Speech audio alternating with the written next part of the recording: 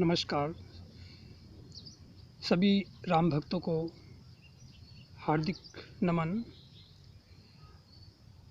आज भगवान श्री राम की कथा का दूसरा दिन है। परम पिता परमेश्वर भगवान श्री राम की कृपा से हम सभी के सृष्टा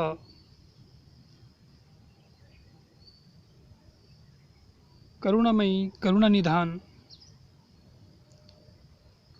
परब्रह्म परमपिता परमेश्वर की दिव्य अनुकंपा से मेरे माध्यम से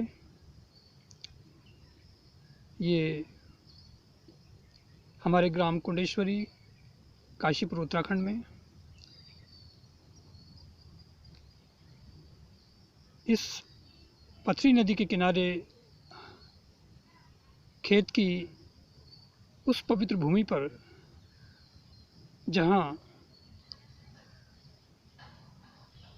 कुछ पवित्र कार्य धार्मिक कार्य करने के लिए मंदिर आदि बनाने का संकल्प लिया गया है, उस पवित्र स्थल पर कल से मैं ज्ञानेंद्र सिंह यानी कवि ज्ञानी हिंदुस्तानी भगवान श्री राम की लीला अर्थात श्री राम कथा का सार अपने शब्दों में व्यक्त करने का प्रयास कर रहा हूँ। आज दूसरा दिन है, कल पहला दिन था। तो जो भी मेरी क्षमता या शक्ति या ज्ञान या अनुभव मुझे ये साहस देती है कि मैं इस कार्य को भली प्रकार से करूं, तो उसी बात को ध्यान में रखते हुए ये संकल्प लिया गया कि मैं 9 दिन तक भगवान श्री राम की कथा का सार सुनाऊं। मेरे विचार से ये बहुत महत्वपूर्ण नहीं है कि भगवान श्री राम की कथा कितने प्रभावशाली ढंग से या किस उच्च कोटि से या सामान्य तरीके से सुनाई जा रही है, बल्कि महत्वपूर्ण ये है कि हमारी हृदय की भावना कितनी श्रेष्ठ है, कितनी पवित्र है, कितनी दिव्य है, कितनी उदार है।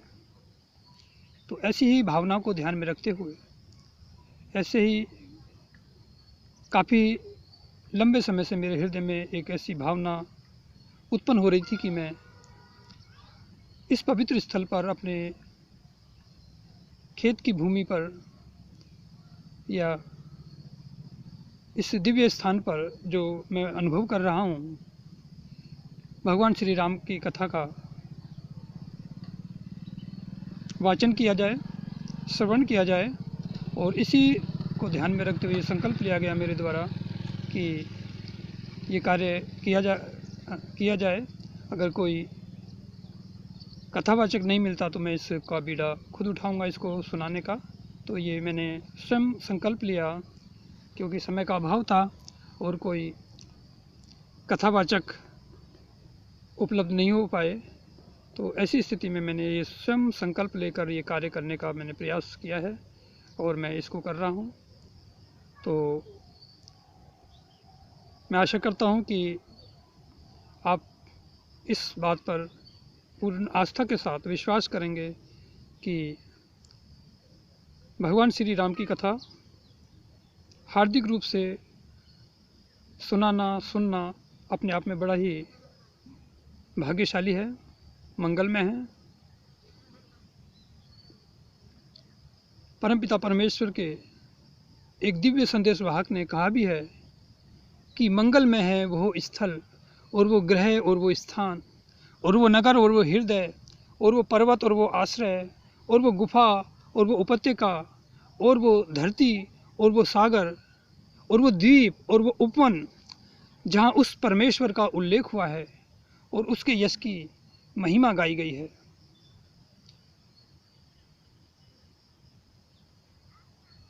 सच्चे राम भक्तों का ये मानना है कि भगवान श्री राम स्वयं में परमपिता परमेश्वर का ही स्वरूप थे या हैं। तो इसी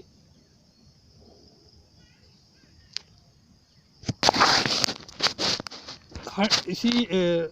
व्यापक धारणा को या आस्था और विश्वास को मैं भी स्वीकार करते हुए, जैसा कि सामान्य ज्ञान, बुद्धि, विवेक या अब तक का मेरा अनुभव है, उसके आधार पर ये मैं महसूस करता हूँ कि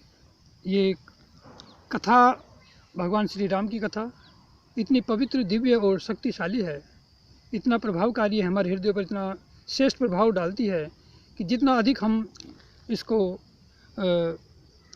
पढ़ते, सुनते या समझते हैं, उतना ही अधिक हमें इसको और अधिक जानने, समझने, सुनने या पढ़ने की इच्छा प्रकट होती है, उत्कंठा हमारे हृदय में उत्पन्न होती है। तो जो भी मेरे हृदय में ये जो क्षमता है, मेरे मन में, मेरे शरीर में, मेरे विवेक के अनुसार, उसके अनुसार मैं इसको कहने का, बताने का, समझने का, समझाने का प्रयास कर रहा हूँ, क्योंकि ये प्रारंभ है और मेरे जीवन का पहला प्रयास है। तो स्वाभाविक रूप से अनेक प्रकार की कमियां रहेंगी ही, और फिर भी मैं अपने क्षमता के अनुसार पूर्ण प्रयास करूंगा कि ये अधिक से अधिक भली प्रकार से, श्रेष्ठ प्रकार से मैं इसका वाचन कर सकूं, श्रेष्ठतापूर्वक श्रवण कर सकूं और वाचन कर सकूं और लोगों को सुना सकूं। तो इस समय जो ये मैं इस आज की ये दूसरे दिन की जो भगवान श्री राम की कथा है, आज भी समय का अभाव होने के कारण, देर से प्रारंभ होने के कारण इसको मैंने आज भी संक्षिप्त में ही होंगी। कल से मैं पूरा प्रयास करूंगा कि मैं अधिक से अधिक समय दे सकूं, और ऐसा मेरे मन में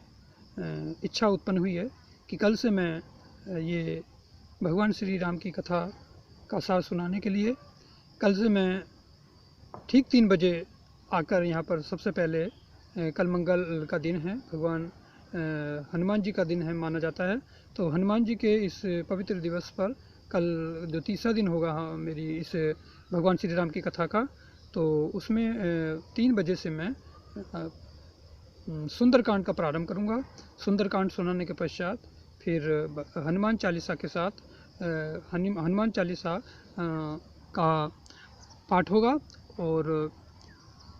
सुंदरकांड का पाठ के बाद हनुमान चालीसा का पाठ, और हनुमान चालीसा के पाठ के बाद फिर भगवान श्री राम की कथा सुनाई जाएगी। तो आज की ये राम कथा आज भी बहुत संक्षेप में होगी, क्योंकि यहाँ पर प्रकाश का उतना ज़्यादा सुविधा नहीं है, और आज भी देर से शुरू करने के कारण धीरे धीरे अंधकार बढ़ रहा है। तो कल से मैं इसको पूर्ण समय दूंगा। अनेक प्रकार की अपने जीवन में जो व्यवधान या दिक्कतें आती हैं, तो हमारे कार्य में कुछ उसका प्रभाव पड़ता है, क्योंकि जिसके पैरों से ज़मीन खिसक रही हो तो वो अच्छी छलांग नहीं लगा सकता। तो उसी प्रकार से जब कोई व्यक्ति कुछ अपनी व्यक्तिगत मुश्किलों में स्वयं को अनुभव करता है, तो अपना कार्य भली प्रकार से नहीं कर पाता। तो कुछ इसी प्रकार की असुविधा या दुविधा का समय थोड़ा मेरे जीवन में प्राय रहता है और अभी भी है। तो उसे दूर करने का प्रयास धीरे धीरे किया जा रहा है, और परमपिता परमेश्वर की फिर भी अनुकंपा है कि मैं ये कार्य कर रहा हूँ, और मैं कल से पूरा गंभीरतापूर्वक प्रयास करूँगा कि मैं हर कार्य ठीक समय से करूँ। ये कुछ मानसिक दिक्कतें होने के कारण, मानसिक उलझने या मानसिक मनोरोग मेरे मन में कुछ इस तरह का रहा है स्वभाव से कि मैं अपने कार्य को समय से नहीं कर पाता हूँ, तो चाहते हुए भी देर हो जाती है। तो इस आदत को छुड़ाने का मैं हर संभव प्रयास कर रहा हूँ। कल पूरा प्रयास करूँगा कि मैं समय पर अपने इस कार्य को कर सकूँ। तो आज का ये आज की जो ये कथासार भगवान श्री राम की जो ये दूसरे दिन का जो कार्य है संक्षेप में ही होगा, और इसका भी प्रारंभ हनुमान चालीसा के साथ मैं करता हूँ, और फिर उसके बाद हनुमान चालीसा के बाद बहुत संक्षेप में अपनी बात रख के कल को विस्तार रूप से अपनी इस भगवान श्री राम की कथा का मैं वाचन अपने शब्दों में अपनी क्षमता के अनुसार करने का हर संभव प्रयास करूँगा। तो सबसे पहले मैं आज के दूसरे दिन की भगवान श्री राम की कथा का सार या भगवान श्री राम कथा मैं स्पष्ट अपने शब्दों में व्यक्त करने जा रहा हूँ। सबसे पहले हनुमान चालीसा शुरू करते हैं, फिर उसके बाद आगे मैं अपनी बात जारी रखूँगा।